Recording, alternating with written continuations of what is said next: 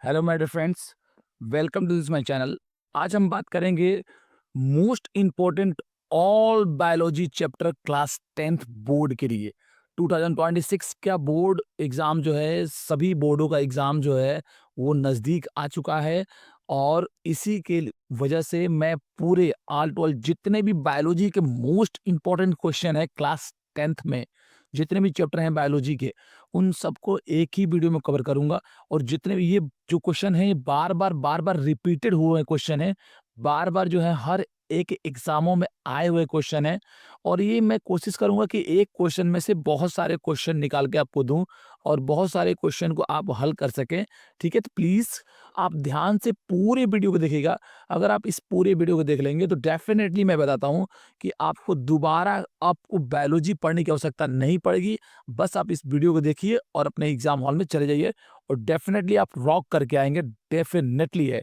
तो चलिए बिना टाइम वेस्ट किए हम लोग स्टार्ट करते हैं वीडियो को, ठीक है? तो पहला क्वेश्चन देखेंगे हम सबसे पहले, ये एमसीक्यू में के अंदर में आ सकता है ये क्वेश्चन, ठीक है?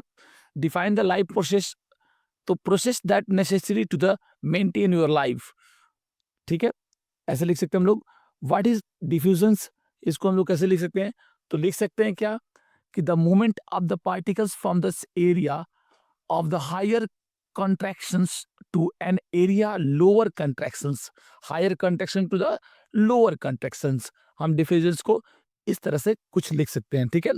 व्हाट इज द ट्रांसपिरेशंस, तो क्या लिख सकते हैं इसको? The process of loss of water vapour from the aerial part of the plants, ठीक है? नेक्स्ट देखेंगे, name the pigment used in photosynthesis, तो क्या यूज करते हैं हम लोग? मेन चीज क्या होती है इसके अंदर? क्लोरोफिल, ठीक है? आइए आगे बात करते हैं। ये जो क्वेश्चन है आपके 2 नंबर में आ सकते हैं, 3 नंबर भी आ सकते हैं, ध्यान से देखिएगा इसको। What is the transpiration, right its importance, transpirations क्या होती है और उसकी इंपॉर्टेंस क्या होती है इसके बारे में बताना है, ठीक है? This the transpirations is the process of loss of water vapor from the aerial part of a plant mainly through stomata. Definitely transportation कहाँ से होती है? तो वो मेन उसका एक पौधे का मेन जो ट्रांसपिरेशन होता है वो होता है उसके स्टोमाटा के अंदर में, ठीक है? इसका इंपॉर्टेंट क्या होता है?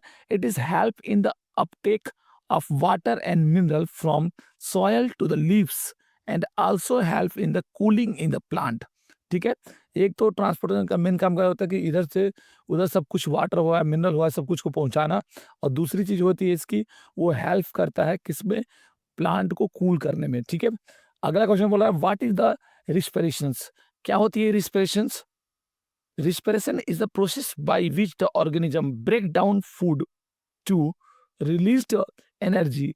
During expirations, glucose and oxygen are converted into carbon dioxide and water, releasing the energy. इस तरह से हम लोग लिख सकते हैं। अगला क्वेश्चन बोला, डिफरेंट बिटवीन ऑटोट्रॉफिक एंड हाइड्रोट्रॉफिक, बहुत ज़्यादा मोस्ट इंपॉर्टेंट है, ठीक है? लॉन्ग क्वेश्चन में भी आ सकते हैं, शॉर्ट में भी आ सकते हैं, ये और वेरी शॉर्ट में भी आपके आ सकते हैं। तो ऑटोट्रॉफिक क्या लिख सकते हैं? Organism prepare their own food from the simple organic substance, उसे हम क्या बोलते हैं? जैसे कि प्लांट, वो ऑटोट्रॉफिक होता है, जो खुद प्रिपेयर करे, जो खाने को खुद बनाए, उसको हम ऑटोट्रॉफिक कर सकते हैं। Hydrotrophic means organism depend on other other organism for food, जैसे एनिमल या मनुष्य हो गए, हम लोग हो गए, ये सब हाइड्रोट्रॉफिक के अंदर में आते हैं। क्यों? क्योंकि ये डिपेंड रहते हैं दूसरे किसी ऑर्गेनिज्म के ऊपर, ठीक है? व्हाट इज द फोटोसिंथेसिस, बहुत ज़्यादा मोस्टली इंपॉर्टेंट, और इसका इक्वेशन तो और भी ज़्यादा इंपॉर्टेंट है। लॉन्ग लॉन्ग क्वेश्चन में भी ये बहुत ज़्यादा आता है, ठीक है? Photosynthesis is the process by which green plant make their food using sunlight, carbon dioxide and water. Main चीज क्या होता है फोटोसिंथेसिस के लिए? वो होता है sunlight, carbon dioxide and water, ठीक है? इसका इक्वेशन कैसे लिख सकते हैं? 6CO2 प्लस 6H2O बनेगा आपका 6C6H12O6 प्लस 6O2, यानी कि कार्बन डाइऑक्साइड और वाटर मिलके बन जाएगा ग्लूकोज और प्लस ऑक्सीजन आपके बन जाते हैं, ठीक है? आइए देखते हैं 3 मार्क्स वाले क्वेश्चन जो हैं आपके पूछ सकते हैं। आप डायग्राम भी मैंने इसमें इंक्लूड कर दिया है, आप देख सकते हो। अगर डायग्राम पूछे तो आप डायग्राम भी बना सकते हो, ना पूछे तो आप इस तरह से एक्सप्लेन कर सकते हो कि explain human digestive system with diagram. ऐसे भी लिख सकता है making the diagram of human digestive system. इस तरह से भी आप क्वेश्चन का जवाब दे सकते हो। और एक्सप्लेन डाइजेस्टिव सिस्टम अगर बोले उसको भी आप लोग इस तरह से जवाब दे सकते हैं। ठीक है, तो देखिए the human digestive system constant of the mouth, esophagus, iso, uh, stomach, small intestine, large intestine, anus, liver, and pancreas. Food enter the throat of the mouth, passes up down in the esophagus into the stomach, where it is the meat with the digestive juice. It then move into the small intestine, where water is absorbed. Finally, waste is excrete through the अंस। क्या होता है, जैसे simple सी बात होती है, जब हम माउथ के अंदर में कोई भी खाने को पहले डालते हैं तो डालने के बाद क्या होता है, वो टीथ के सहारे क्या होती है बाइट करते हैं, हम लोग उसको चबाते हैं। चबाने के बाद स्लाइवा के सहारे हम उसको मिक्स करके, ठीक है, स्लाइवा में होती है डाइजेस्टिव एंजाइम होती है, और ओसोफोगस के सहारे हम लोग सीधे उसको लेके जाते हैं अपने पेट में। पेट में जाने के बाद क्या होता है, वो लीवर के द्वारा आपके जो वहाँ पर जो पेप्सिन होती है उसके द्वारा वहाँ पर खाने का पाचन होता है। पाचन होने के बाद जो स्मॉल इंटेस्टाइन में जब होता है, जितना भी आपका खाना होता है वो पच जाता है। पचने के बाद वो चला जाता है ब्लड बनने के लिए, ठीक है। बचा-खुचा खाना जो होता है वो चला जाता है लार्ज इंटेस्टाइन में, और लार्ज इंटेस्टाइन में पचने के बाद वो अंश के सारे जो वेस्ट पदार्थ होता है वो बाहर निकल जाते हैं, बाकी सब ब्लड बनने के लिए चले जाते हैं, ठीक है। इस प्रकार से कुछ जो है ह्यूमन डाइजेस्टिव सिस्टम आपके होते हैं बॉडी के अंदर, ओके। आइए बात करते हैं एक्सप्लेन ट्रांसपोर्टेशन इन प्लांट। जो प्लांट होते हैं ना उसके अंदर ट्रांसपोर्टेशन कैसे होता है, एक जगह से दूसरी जगह पर कैसे वाटर जाता है, एक जगह से दूसरी जगह पर कैसे खाना जाता है, इसके बारे में पूछ रहा है। ये लॉन्ग में भी पूछ सकता है, डेफिनेटली है। In plant transportation of water in minerals and food is carried out by the vascular tissues xylem and phloem. दो प्रकार की ऐसी टिश्यूज होती है प्लांट के अंदर जो बहुत ज्यादा काम करती हैं ट्रांसपोर्टेशन के। पहले होंगे जाइलम और दूसरा हो गया phloem. Xylem transport water and mineral from the root up to the leaves through the stomata. क्या करता है, नीचे से लेकर ऊपर तक, नीचे से ऊपर की तरफ क्या करता है, मिनरल और वाटर को पहुंचाता है कौन, जाइलम, ठीक है। Phloem transport food glucose means from the leaves to the rest of the in its plant. This movement of substance insists that all part of the plant receive the necessary nutrients and water. Definitely जो phloem होता है वो ऊपर से जो है leaves के अंदर से जितने भी खाने बने होते हैं उसको लेकर पूरी प्लांट के हर एक हिस्सों में ले जाकर पहुंचाता है, ठीक है। तो दो ही पर ज्यादातर उसमें ट्रांसपोर्टेशन काम करते हैं, एक होता है जाइलम और एक होता है phloem. Explain the excretion in human.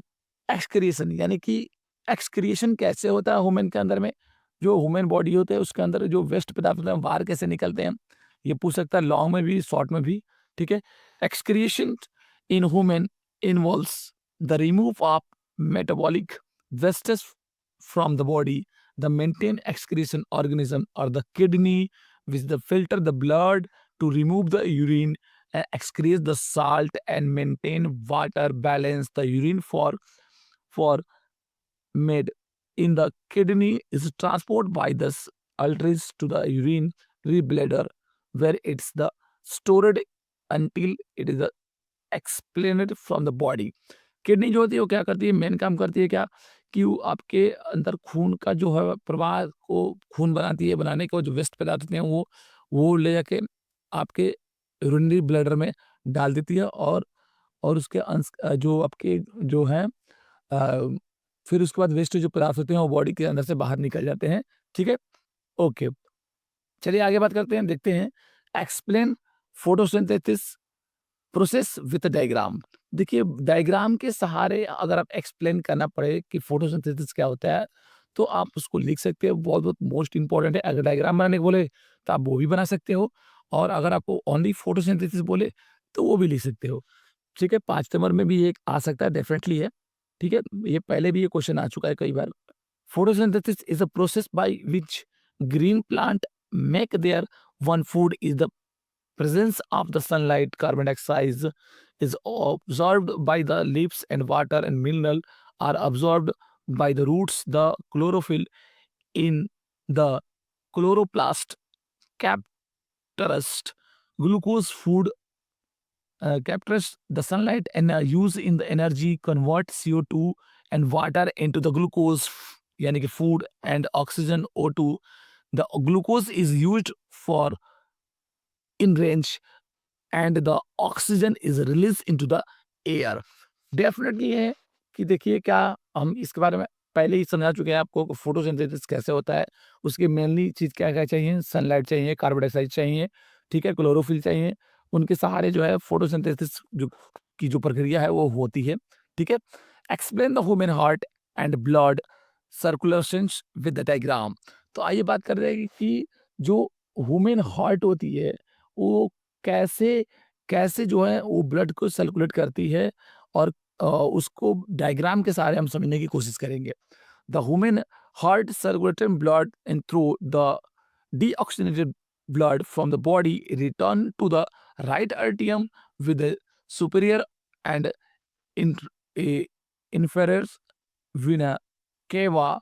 It is then pumped into the right vertical and sent to the lungs and through the pulmonary arteries to the receive oxygenated blood in rectum to the left arterials with the pulmonary veins move into the left vertex and the pumped to the rest of the body and throughout the area arteria.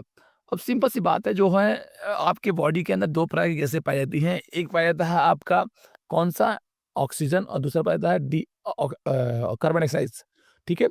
तो डीऑक्सीजन blood जो होता है वो heart के अंदर लेके आता है और लेके आने के बाद जो है आपके हार्ट में ब्लड का फिल्टर होता है। फिल्टर होने के बाद जो है ऑक्सीजनेटेड ब्लड जो होते हैं वो पूरी बॉडी के अंदर जो है ब्लड जो है कैपिलरीज के सहारे आर्टरीज के सहारे पूरी बॉडी के अंदर में ब्लड जो है लेके जाता है, ठीक है। डायग्राम को भी ध्यान दीजिएगा। डायग्राम भी कभी-कभी आपके एग्जाम में डेफिनेटली कई बार पहले भी पूछा है और आगे भी आ सकता है, ठीक है। Explain the nephron structure and the function the diagram. Nephron की बहुत इंपॉर्टेंट चीज़ है, ठीक है। ये डायग्राम भी पूछता है और इसके फंक्शन क्या काम होते हैं ये भी पूछता है। The nephron it is the functional unit of the kidney responsible for filtrate the blood and forming the urine. Blood enter the nephron through the renal artery into the cell glomerulus where the vestes excrete and water refiltrated out into the bone means capsule.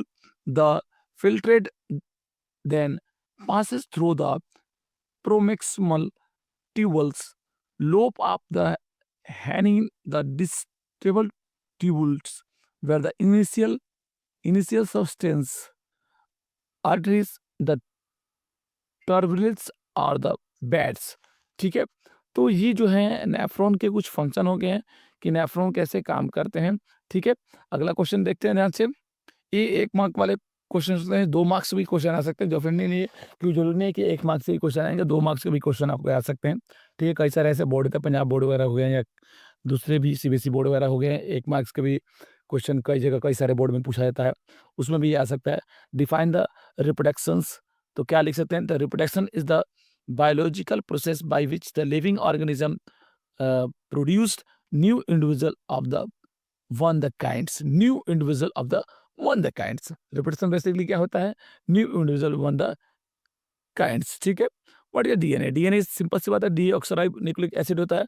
DNA is the heredity of material in living the organism that is carrying the genetic information. Genetic information होती है, information जैसे कि same जो होता है एक अनुवांशिका, यानी कि जो आने वाली जो पीढ़ी होती है उसके अंदर सेम तरह के लक्षण पाए जाते हैं, वो डीएनए की वजह से पाए जाते हैं, ठीक है, ठीक है। डीएनए के 2 बार क्वेश्चन यहाँ पे दे दिए हैं, डेफिनेटली एक ही चीज़ है, दोनों एक ही है, ठीक है। आगे चलते हैं। What is fertilisation? फर्टिलाइजेशन क्या होता है? Fertilisation is the process which the male gametes sperm fuse with the female gametes eggs from the zygote. जो मेल का स्पर्म होता है वो फीमेल के जो अंडे बनते हैं, एग्स बनते हैं, एग्स में जाकर टकराता है, तो वो जो टकराने के बाद एक चीज़ बनती है जिसको बोलते हैं जाइगोट, ठीक है। जाइगोट बनती है, फिर उसके बाद जो है एक एक छोटे से न्यूक्लियस के जो सेल्स होते हैं, सेल्स का निर्माण होता है और उससे आगे चलते-चलते टिश्यू की निर्माण होती है और टिश्यू से बनते हैं सीधे धीरे-धीरे एक बॉडी की धीरे-धीरे निर्माण होती है, ठीक है? आगे चलिए बात करते हैं explain the reflex earth with the diagram. देखिए ये रिफ्लेक्स अर्थ जो है बहुत ही इंपॉर्टेंट है, 3 नंबर क्वेश्चन में, 5 नंबर क्वेश्चन में भी आते हैं और अगर डायग्राम पूछ दे तो अच्छे-अच्छे लोग इसको नहीं कर पाते हैं। इसलिए इसको ध्यान दीजिएगा, सीबीएसई बोर्ड में कई सारे डायग्राम भी पूछ देता है, ठीक है? पंजाब बोर्ड में पूछता है, यूपी बोर्ड में पूछता है, ध्यान दीजिएगा इसको। तो reflex arch is the nervous pathway involved in a reflex action. It the consists of the sensory nervous, intermedius, motor neuron along with the receptor and effector muscle and gland. Reflex अर्स क्या होती है? Reflex action क्या होती है? Reflex action आपने automatic सुना होगा, मैंने बताया था आपको लेक्चर की वीडियो में, मैंने अब मेरे चैनल पे है ऑलरेडी। रिफ्लेक्स एक्शन क्या होती है? जो ऐसा झटके से जो आए, झटके से जो है उस समय आपका ब्रेन नहीं बल्कि स्पाइनल कॉर्ड्स उसके अंदर इंक्लूड होता है, ठीक है? तो वो झटके से आपको क्या करती है, आपके जो आपकी जो बॉडी होती है उसको करंट देती है, ठीक है? वो होती है, ठीक है? Explain the structure of the neuron. देखिए सिंपल सी बात है, फिजिक्स से आ गया वही क्वेश्चन, न्यूरॉन का एक्सप्लेन करना है आपको, ठीक है? Neuron is a nervous cells that is transmit nervous impulses. It is consider of the 3 main part.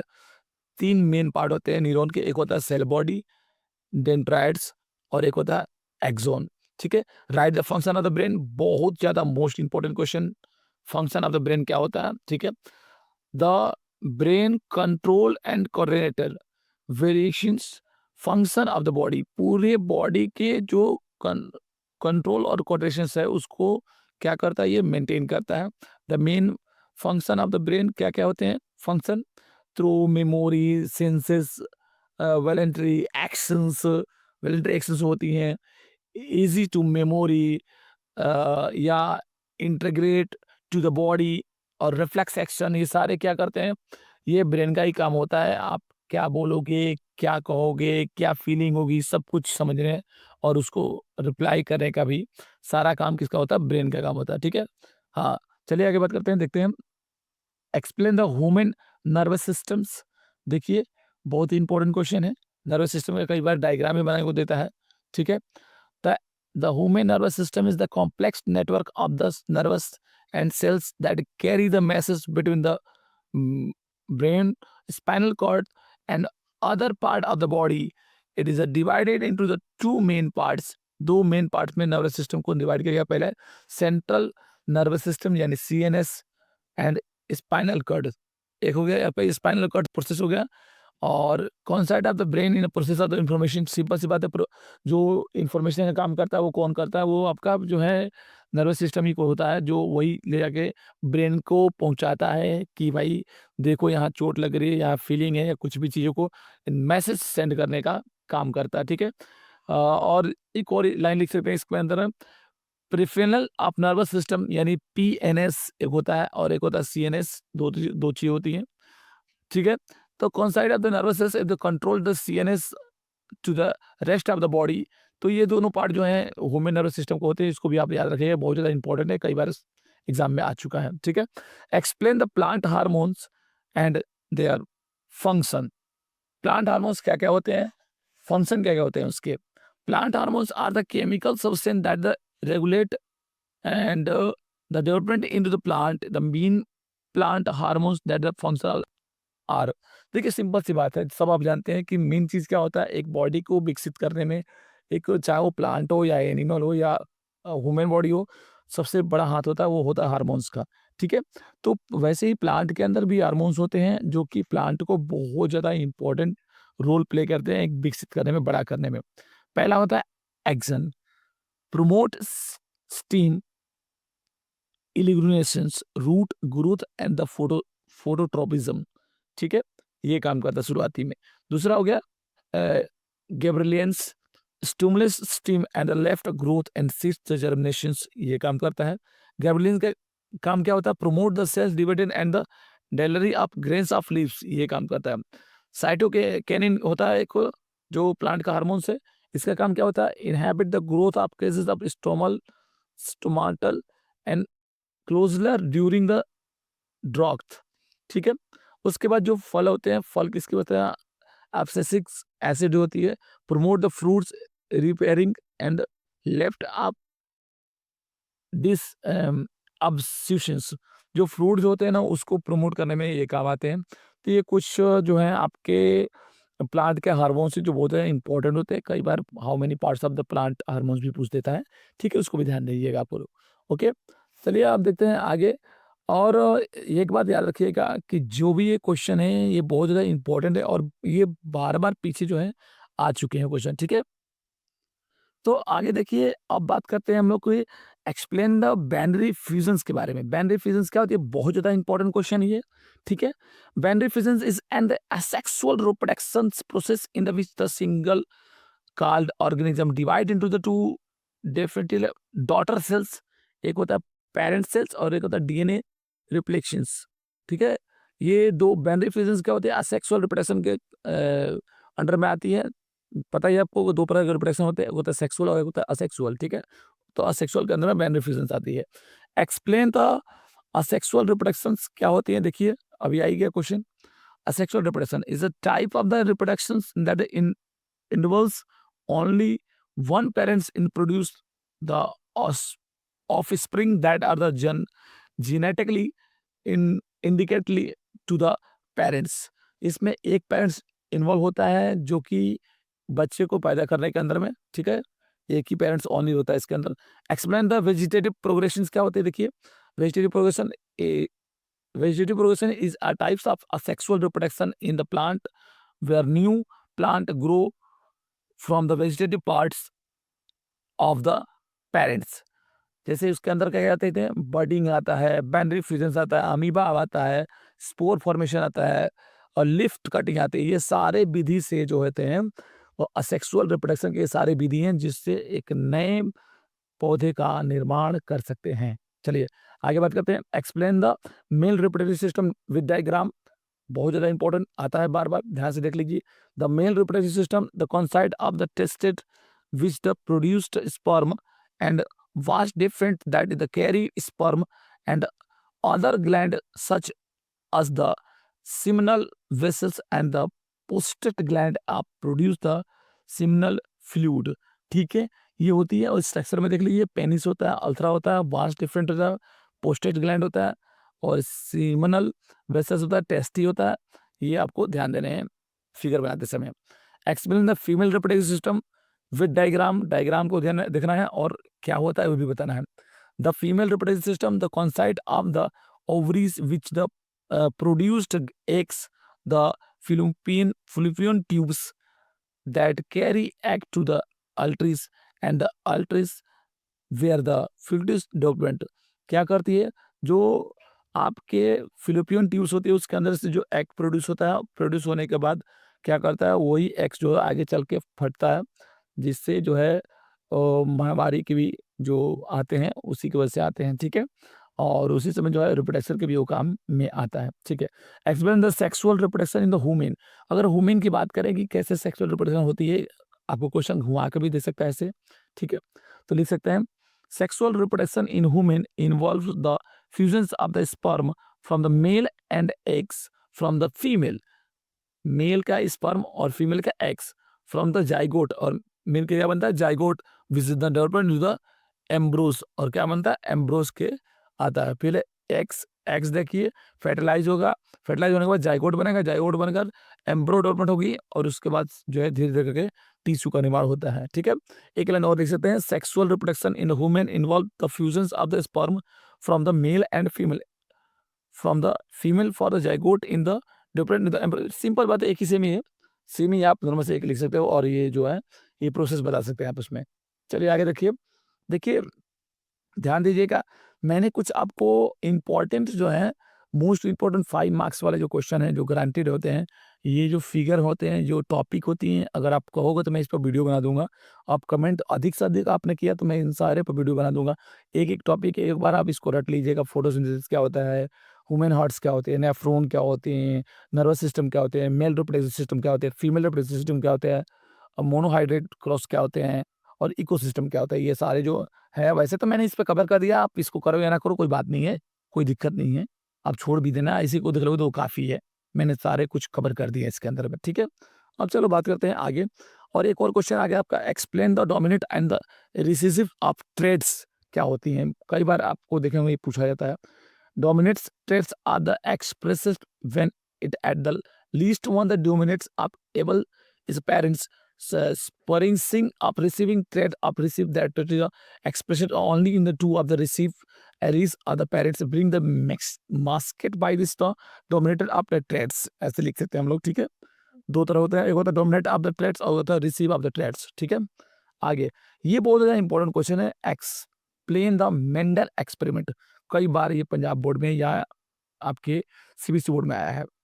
तो गार्गर of Mendel experiment with the peas plant involved the cross different traits of leading to the discovery of the law of inheritance, the law of segregations and the law of the independent of the associate. Simple सी बात है, जो piece का plant लेकर उन्होंने experiment किया था और बताया था कि कैसे सिमिलर होते हैं कोई भी जो आपकी न्यू बेबीज जो जन्म लेती है वो, ठीक है।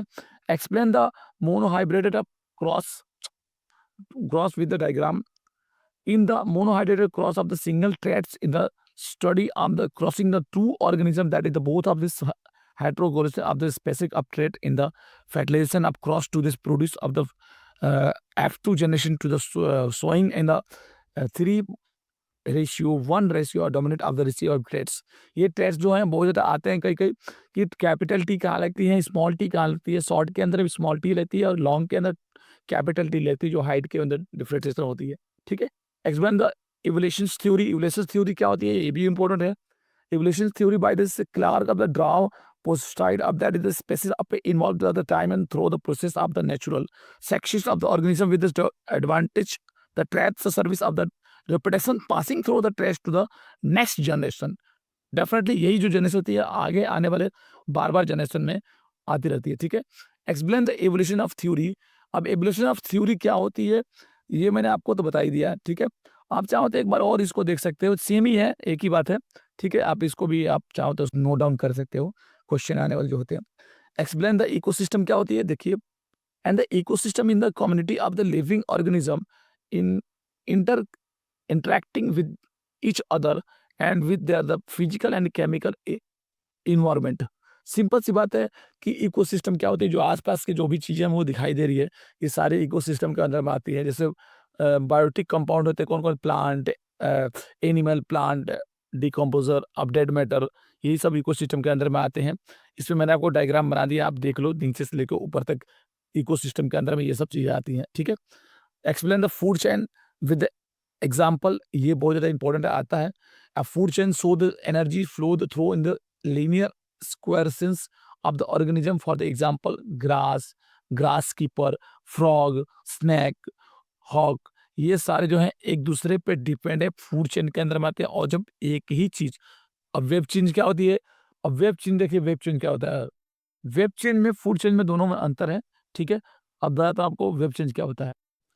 अब देखिए वेब चेन क्या होता है, the a food web chain is complex the network of the interconnected food chain and so how different of organism in the ecosystem interact on the obedient of energy। एक ही चीज पे बहुत सारे जीव जंतु जो होते हैं उससे अट्रैक्ट होते हैं, उसके ऊपर डिपेंड होते हैं, उससे हम वेब चेन बोलते हैं। जैसे मान लीजिए सन हो गया, सन पे बहुत सारे जीव जंतु हैं, उसी के ऊपर डिपेंड करते हैं, ठीक है।